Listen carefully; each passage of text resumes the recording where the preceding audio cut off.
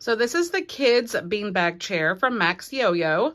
This one is Sherpa, as you can see from the fabric. They do have a couple of different fabric options to choose from, and they have other colors. So I picked gray just because it's neutral, but they had all different colors. Super, super cute.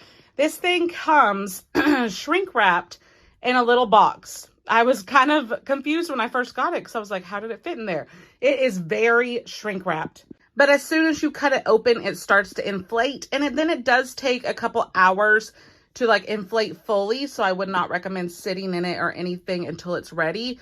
I unwrapped this yesterday, so it has sat for like a full 24 hours. And this is such a cute, perfect little size.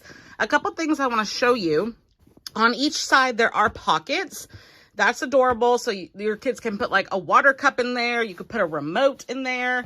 I absolutely love that. It's very plushy. It also has a handle, which is great for lugging it around if you want to move it somewhere. And then the bottom of it does have like this grippy material, so it won't slide around. And it has a zipper, so if you do need to wash this, you can unzip the whole cover, which is really, really nice.